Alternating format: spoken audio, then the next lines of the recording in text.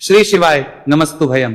दोस्तों, जैसा कि आप सभी लोग जानते हैं कि 13 जुलाई 2026 आषाढ़ मास महीने में पड़ने वाली सोमवार चतुर्दशी तिथि और आषाढ़ महीने की सोमवार व्रत है और हमारे हिंदू धर्म में इसका बहुत ही बड़ा और विशेष महत्व होता है। अगर कभी भी मौका लग जाए और आषाढ़ मास का चतुर्दशी तिथि सोमवार के दिन पा जाए तो आप लोगों को सिर्फ और सिर्फ तुलसी की सूखी लकड़ी वाला उपाय तो अवश्य ही करना चाहिए।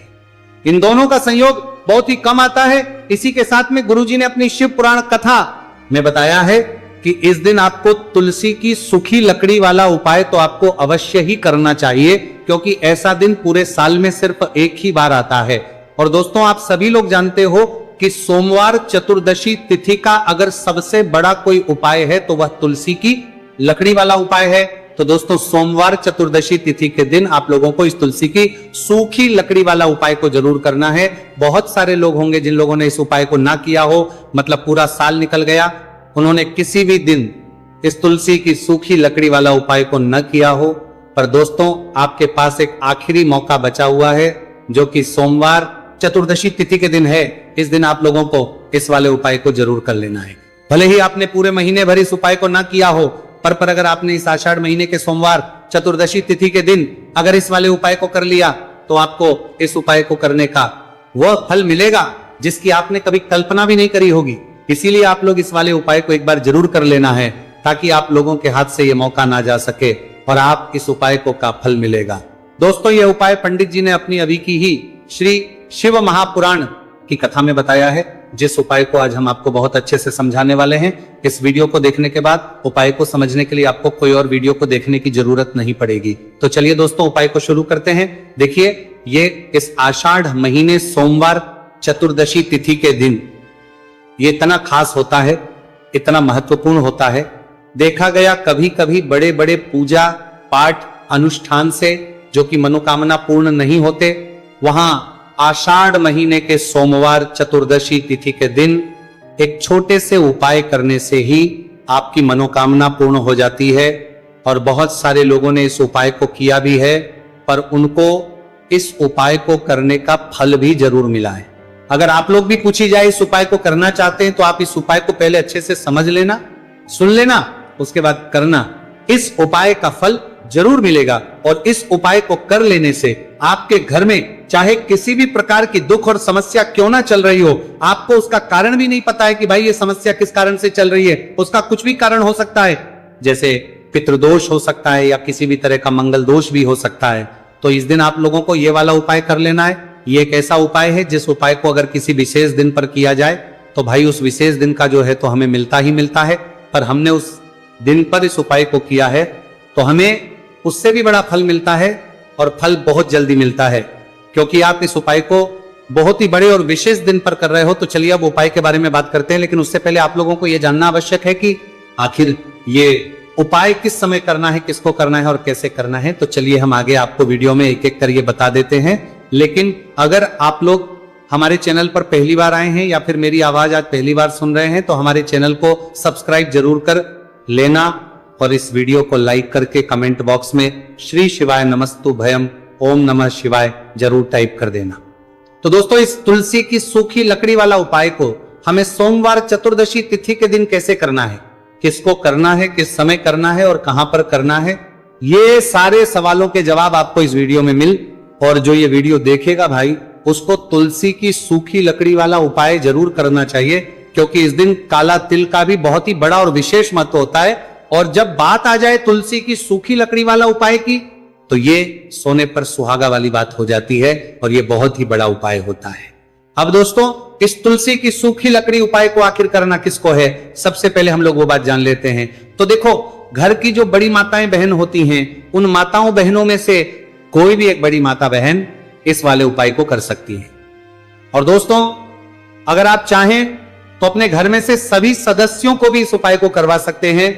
अगर किसी व्यक्ति की खुद की कोई मनोकामना है, खुद की कोई दुख और परेशानी है जो कि वो अपने लिए ही करना चाहता है इस वाले उपाय को, तो वो खुद अपने लिए भी कर सकता है। बाकी अगर कोई घर में से ऐसा है जो कि अपने पूरे घर परिवार के सुख और शांति के लिए ये वाला उपाय करना चाहता है, तो भाई वो भी कर सकता है, उसमें भी कोई दिक्कत नहीं है। कहने का मतलब ये है कि इस उपाय को हर एक सदस्य भी कर सकता है। और पूरे घर परिवार के सदस्य के लिए घर की बड़ी माताओं बहनों में से कोई एक माता बहन भी कर सकती है। माताएं बहनें अगर घर में उपस्थित ना हो या वह ये वाला उपाय ना कर पा रही हो तो फिर घर का कोई बड़ा सदस्य भी इस तुलसी की सूखी लकड़ी वाला उपाय को कर सकता है, चाहे फिर वह पुरुष ही क्यों ना हो, उसमें कोई दिक्कत वाली बात नहीं है। उसके बाद में दोस्तों जो अगला प्रश्न निकल कर आता है वो ये आता है कि इस उपाय को लेकर के आखिर इस उपाय को हमें किस समय करना है, सुबह के समय करना है कि शाम के समय करना है। तो देखो इस वाले उपाय को आप लोग सुबह के समय भी कर सकते हो और शाम के समय प्रदोष काल में भी कर सकते हो। अब अगर आप पूछो कि भाई साहब सबसे उत्तम समय कौन सा रहेगा इस तुलसी की सूखी लकड़ी वाला उपाय को करना है का, तो हम बस यही कहेंगे कि इस उपाय को आप सुबह के समय करेंगे तो ज्यादा बेहतर होगा। बाकी अगर प्रदोष काल शाम के समय भी करेंगे तो भी अच्छा होगा, उसमें कोई भी दिक्कत वाली बात नहीं है। तो अब दोस्तों जो अगली सबसे बड़ी और महत्वपूर्ण बात आती है वो ये आती है कि सुबह अगर हम उपाय को करेंगे तो हमें कितने बजे से लेकर कितने बजे तक के बीच में करना है, और शाम के समय प्रदोष काल में करेंगे तो हमें कितने बजे से लेकर कितने बजे के बीच में करना है। तो देखो सुबह जितनी जल्दी हो सके आप उपाय को करने की कोशिश करना। बाकी अगर किसी कारणवश लेट भी हो जाओ, थोड़ी देर भी हो जाए तो 10 या 11 बजे तक भी आप उपाय कर लेना, पर 12 बजे से ज्यादा देरी ना हो, ठीक है, इस बात का ध्यान रखना। उसके बाद में दोस्तों अगर शाम के समय प्रदोष काल की बात करें, प्रदोष काल का जो समय है होता है वो शाम के 6 बजे से शुरू हो जाता है। मतलब शाम 6 से लेकर 7 के बीच का जो समय होता है यह समय प्रदोष काल का समय होता है। तो आप इस उपाय को 7 या 8 बजे के बीच में भी कर सकते हो। मतलब शाम के 6 बजे से रात 8 बजे के बीच में आप कभी भी इस वाले उपाय को कर सकते हो, उसमें कोई भी दिक्कत वाली बात नहीं है। देखिए यदि हम किसी भी प्रकार के उपाय को निश्चित दिन और निश्चित तिथि पर करते हैं तो इसका हमें बहुत अधिक लाभ मिलता है और इन उपायों को करने के बाद हमारे जीवन में बहुत अधिक परिवर्तन है। साथ ही साथ ये जो उपाय आपके जीवन की सारी परेशानियों को और सारी बाधाओं को दूर करने वाले हैं। देखिए दोस्तों आज के इस पूरे ही वीडियो में हम आपको 3 चमत्कारिक उपाय बताने वाले हैं और ये तीनों ही उपाय बहुत ही खास और बहुत ही ज्यादा विशेष होने वाले हैं। तो चलिए दोस्तों जाने वाले हैं, लेते हैं गुरुजी द्वारा बताए गए सबसे पहले उपाय के बारे में। आषाढ़ माह धन प्राप्ति उपाय, तुलसी की सूखी लकड़ी घर में रख देना, बहुत जल्दी करोड़पति बनोगे, पैसा पत्थर से बंदोरपति बनोगे, बरसेगा, राधे दधे। दोस्तों आपको किसी भी दिन तुलसी की सूखी लकड़ी का उपाय घर पर करना है और ऐसा समझ लीजिए कि तुलसी की सूखी लकड़ी का यह उपाय आपको बहुत जल्दी करोड़पति बनाएगा, क्योंकि जो मेरी का महीना है यह श्री हरि विष्णु को सबसे प्रिय महीना है। तो देखिए स्कंद पुराण में आता है कि भगवान विष्णु को सबसे प्रिय अगर कोई महीना है तो वह आषाढ़ का ही महीना है, और आषाढ़ के महीने में तुलसी के उपाय रातों रात आपके भाग्य को चमकाते हैं। ऐसे में आज की वीडियो में हम आपको तुलसी के ऐसे उपाय बताने जा रहे हैं जो रातों रात आपका भाग्य चमकाएंगे और बहुत जल्दी आपको महाधनी बनाएंगे। तो देखिए श्री हरि विष्णु प्रसन्न होते हैं जब भी आप माँ तुलसी से जुड़ा हुआ कोई भी उपाय करते हैं। माँ लक्ष्मी प्रसन्न होती है जब आप श्री हरि विष्णु को प्रसन्न करते हैं। अब आज की वीडियो में जो उपाय हम आपको जा रहे हैं, इस उपाय को करने से श्री हरि विष्णु तुरंत प्रसन्न होते हैं और सीधे सीधे आप मां लक्ष्मी को प्रसन्न कर लेते हैं। आपके जीवन में आप खुद अपने सौभाग्य को प्रसन्न कर लेते हैं। इसकी तरफ करने के भी आपके जीवन में आप खुद अपने सौभाग्य को प्रसन्न कर लेते हैं, प्राप्त कर लेते हैं इस छोटे से उपाय को करके। तो देखिए सबसे पहले बात कर लेते हैं कि जो मां तुलसी है, इनके बिना श्री हरि विष्णु का पूजन और श्री हरि विष्णु का भोग दोनों ही अधूरे हैं। जब भी हम श्री हरि विष्णु को भोग कराते हैं, उनको भोग लगाते हैं, उसमें हम तुलसी दल जरूर डालते हैं, पत्ता डालेंगे लेकिन तुलसी दल जरूर डालते हैं, क्योंकि बिना तुलसी दल के श्री हरि विष्णु कोई भी भोग स्वीकार नहीं करते हैं। और आषाढ़ के महीने में तुलसी का पूजन करने से व्यक्ति को सौभाग्य की प्राप्ति होती है, उसके घर में कभी निर्धनता नहीं आती है। आप देखिए सबसे पहले तो आपको आषाढ़ के महीने में एक हरा भरा तुलसी का पौधा अपने घर में लगाना चाहिए। अगर पहले से आपके घर में तुलसी का हरा भरा पौधा है तो बहुत उत्तम है, अगर नहीं है तो आषाढ़ के महीने में एक तुलसी जी का पौधा आप जरूर लेकर आए, क्योंकि सबसे श्रेष्ठ महीना है तुलसी के पौधे को अपने घर में लाकर लगाने के लिए। दूसरी चीज की देखिए आषाढ़ के महीने में या उससे पहले आपके घर में तुलसी जी का पौधा सूख गया है, और अगर तुलसी का पौधा आपके घर में सूखा हुआ है तो उससे कौन पाए है जो आप करके रातों रात अपने भाग्य को चमका सकते हैं। तो देखिए अगर आपके घर में तुलसी जी का सूखा हुआ पौधा है इसमें आपको हरे भरे पौधे से उपाय नहीं करना। आपके घर में तुलसी जी का अगर सूखा हुआ पौधा है उसी से आप उपाय करेंगे, इस चीज का ध्यान रखेंगे। तो देखिए, अगर तुलसी जी का पौधा सूख गया है तो आपको क्या करना है, छोटी छोटी टहनियां लेनी है, गिन करके 7 टहनियां, ठीक है ना। कितनी टहनियां लेंगे? 7 टहनियां लेंगे। थोड़ा सा मौली धागा आपको लेना है और 7 तुलसी की सूखी लकड़ी को एक के अपने अंदर एक यानी गट्ठा टाइप का बनाना है और उसको बांध देना है, ठीक है ना। सारी तुलसी की लकड़ियों को इकट्ठा करना है और मौली धागे से बांध देना है। बांध देंगे कलावा लपेट कर। अब आपको क्या करना है, रोली का इस तुलसी की सूखी लकड़ी पर आपको करना है, रोली का तिलक करेंगे। अगर चंदन है तो थोड़ा सा चंदन लगा दीजिए। अब ये तुलसी की जो सूखी लकड़ी है ये आपको थोड़ी देर अपने घर के मंदिर में रखनी है, श्री हरि विष्णु के सामने, और एक देसी घी का दीपक आपको श्री हरि विष्णु के सामने लगाना है। दीपक गोल बाती का लगाएंगे और उसमें 1 चुटकी पिसी हुई हल्दी डाल देंगे, ठीक है ना। श्री हरि विष्णु को हल्दी बहुत प्रिय, दीपक लगा देंगे। थोड़ी देर बाद जो तुलसी की लकड़ियां हैं उनको ऐसे ही रखा रहने देंगे, तिलक कर देंगे। अब थोड़ी देर बाद आपको क्या करना है, तुलसी की वो जो सूखी लकड़ी बांधी थी कलावे से, मौली धागे से, अब आपको उन्हें उठाना है। एक छोटे से लाल कपड़े में आप इसको रख लीजिए, ठीक है ना। लाल कपड़े में रख लीजिए, पीला कपड़ा हो तो पीले कपड़े में रख लीजिए। रखने के बाद आपको क्या करना है, इसकी पोटली टाइप की बना देनी है, धागे से लपेटकर मौली धागे से पोटली बना लीजिए, आराम से बंध जाती है। अब इस पोटली को आपको कहां रखना है, इसे आपको अपने घर के मुख्य द्वार पर टांगना है, ठीक है ना। अंदर की तरफ और बड़ा से मुख्य द्वार पर अंदर की तरफ टांग दीजिए और मां लक्ष्मी का ध्यान करिए, श्री हरि विष्णु का ध्यान करिए, उनसे प्रार्थना करिए कि हे धन की देवी महालक्ष्मी, आप मेरे घर में पधारिए और अपनी कृपा मुझ पर बरसाइए। इस तरह से आपको प्रार्थना करनी है और मंत्र बोलना है, ओम नमो भगवते वासुदेवाय नमः 11 बार ये मंत्र बोलना है। एक दीपक आपको जिस दिन भी उपाय कर रहे हैं अपने घर के मुख्य द्वार पर प्रज्वलित करना है। चौमुखी दीपक, 4 बाती का दीपक लगाएंगे और थोड़ी सी हल्दी उस दीपक में भी डाल देंगे। मुख्य द्वार पर दीपक बाहर की तरफ लगाना है, सीधे हाथ पर, ठीक है ना। ये उपाय आषाढ़ में आप करिए और देखिए कि कैसे आप महाकरोड़पति बनते हैं, कैसे आपके पास पैसा आता है और कैसे आपके पास पैसा रुकता है।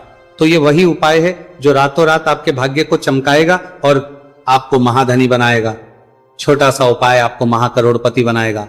आपके बाद करोड़पति है, बनते बनाया गया है देगा। अगर सच्ची श्रद्धा से आपने इस उपाय को कर लिया, साथ ही साथ आषाढ़ के महीने में अगर कोई जूते का दान कर देता है, जूते चप्पलों का कोई दान कर दे, माह में तो समझ लीजिए उसे हर वो वस्तु मिलती है जिसकी वो कल्पना करता है, जिसकी वो चाहता है। आपने अगर कुछ ऐसा सोचा है कि हाँ मुझे ये वस्तु या मुझे ये चीज मिल जाए, मेरी ये इच्छा पूरी हो जाए, आपकी कोई भी इच्छा अधूरी है, पूरी नहीं हो रही, तो आषाढ़ माह में आप चाहे किसी एक व्यक्ति को दान करें, जूते या चप्पल का दान जरूर करेंगे और फिर देखिए कि आपका भाग्य कैसे आपका साथ देता है और कैसे आप अपने जीवन में आगे बढ़ते चले जाते हैं। तो बहुत अच्छे से उपाय आपको बताया है। अब हम बात करते हैं दूसरे विशेष उपाय की। देखिए, ये उपाय भी तुलसी जी के पौधे के वहां पर करना है। आपके भाग्य का उदय करने के लिए, आपके घर में धन सम परेशानियां हैं, कर्ज की समस्या अगर दिन पर दिन बढ़ती जा रही है, खत्म नहीं हो रही है, बहुत ज्यादा परेशानियां हैं, तो आपको ये उपाय करना चाहिए। देखो करना क्या है, बहुत ध्यान से समझना। आपको मात्र तांबे के पात्र के अंदर जल लेना है, उस जल के अंदर 1 चुटकी आपको हल्दी मिला देनी है, ठीक है, और साथ में लेना है कमल गट्टा। या केवल उपाय आषाढ़ सोमवार चतुर्दशी तिथि के दिन करना है। अगर आपको ऐसा लगता है कि आपके जीवन में अष्टलक्ष्मी का वास नहीं है, भाग्य का साथ आपको नहीं मिल पा रहा है, तो आप ये उपाय शनिवार के दिन कर सकते हैं, सोमवार चतुर्दशी तिथि के दिन भी कर सकते हैं, ठीक है। शनिवार सोमवार दोनों दिन आप ये उपाय कर सकते हैं। देखो करना क्या है, इस जल के पात्र के अंदर हल्दी डाली और एक कमलगट्टा डाला। अब आपको तुलसी जी के वहां पर जाना है। देखिए जब आप हल्दी डालोगे जल के पात्र के अंदर, तब आपको ओम नमो भगवते वासुदेवाय का 11 बार जाप करना है, फिर हल्दी डालना है। जब आप कमलगट्टा डालोगे तब आपको ओम श्री नमः या ओम महालक्ष्मी नमः इस मंत्र का जाप करते हुए कमलगट्टा डालना है, 11 बार जाप करना है, ठीक है। कमलगट्टा और हल्दी दोनों होना चाहिए। कमलगट्टा महालक्ष्मी का प्रतीक माना जाता है और हल्दी जो है वो भगवान विष्णु के निमित्त आप हल्दी डालेंगे, ठीक है। इस जल को आपको तुलसी जी की जड़ में अर्पित करना है, अर्पित करना है। ओम नमो भगवते वासुदेवा का जाप करते हुए बस इतना सा उपाय करना। धन संबंधी को कोई भी परेशानियां है वह सब दूर हो, ऐसी आपको प्रार्थना करनी है। कर्ज से जुड़ी कोई परेशानी हो तो ऐसी प्रार्थना करनी है कि ये दूर हो जाए, ऐसी कामना करते हुए ये दूसरा प्यारा सा उपाय आपको करना है। तो देखो, ये हो गया उपाय जो कि आप सुबह से लेकर के शाम तक कर सकते हैं। चतुर्दशी तिथि सोमवार या शनिवार के दिन सिर्फ एक बार ही करना है। अब जो कमलगट्टे को आपको वहीं पर तुलसी जी के वहां पर रखे रहने देना है, आपको उठाना नहीं है। वो कमलगट्टा चाहे तो आप तुलसी जी के वहीं पर गांठ दें, ठीक है, तो भी चलेगा। तो इस प्रकार से आपको ये सुंदर सा उपाय करना है। अब हम बात करते हैं तीसरे उपाय की। ध्यान ना रखना, ये जो दूसरा उपाय है ये आपको आपके घर में ही करना है, बाहर कहीं पर भी करके आना, ठीक है। घर में अगर तुलसी जी हो तो ही आप ये उपाय कर सकते हैं। अब आपको क्या करना है, भगवान शिव के मंदिर में जाएंगे, जो एक बेलपत्र है वो माता अशोक सुंदर वाले स्थान पर आपको अर्पित करना है। डंडे का हिस्सा जलाधारी की तरफ हो चाहिए, उस प्रकार से आपको यह बेलपत्र अर्पित करना है। जब बेलपत्र अर्पित करोगे तब आपको कुंदकेश्वर महादेव का नाम लेना है माता अशोक सुंदरी वाले स्थान पर, ठीक है। आप जो चावल के दाने हैं, जो अक्षत लेकर आए हैं, वो भगवान शिव के शिवलिंग पर आपको अर्पित करना है। जब आप अर्पित करोगे तब आपको बृहस्पति शवर महादेव का नाम लेना है। बृहस्पति शवर महादेव ही एक ऐसे महादेव है जो आपके गुरु ग्रह को मजबूत करता है। तो आपको इस प्रकार से अर्पित करना है और अंत में एक लोटा जल धीरे धीरे पतले दरा से बृहस्पति शवर महादेव का स्मरण करते हुए या श्री शिवाय नमस्तु भयम का जाप करते हुए आप अर्पित करें। ये केवल और केवल सोमवार चतुर्दशी तिथि के दिन किया जाता है और ये उपाय बहुत ही ज्यादा प्रभावशाली है। ध्यान रखना, हल्दी का उपयोग मत करना, चावल में पीला करना है, चावल को तो पीला चंदन ही होना चाहिए, ठीक है।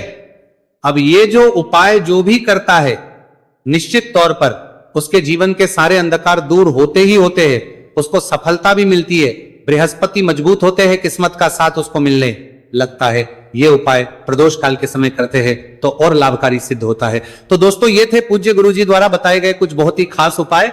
अगर आपको जानकारी अच्छी लगी हो तो वीडियो लाइक करिएगा। मिलते हैं फिर एक नए वीडियो के साथ। श्री शिवाय नमस्तु भयम। पूरे साल भर इस उपाय को ना किया हो, पर अगर आपने इस मार्गशीर्ष महीने में, तो आपको इस उपाय को करने का वो फल मिलेगा जिसकी आपने कभी कल्पना भी नहीं करी होगी। इसीलिए इस हल्दी दीपक वाले उपाय को एक बार जरूर कर लेना, ताकि आप लोगों के हाथ से यह मौका ना जा सके और आपको इस उपाय को करने का फल मिल सके। दोस्तों, ये उपाय पंडित जी ने अपनी अभी की ही शिव महापुराण की कथा में बताया है, जो इस उपाय को आज हम आपको बहुत अच्छे से समझाने वाले हैं। इस वीडियो को देखने के बाद इस उपाय को समझने के लिए आपको कोई और वीडियो को देखने की जरूरत नहीं पड़ेगी। तो दोस्तों, इस उपाय को आपको कैसे करना है, कब करना है, कहां पर करना है और उपाय को करते समय आपको किन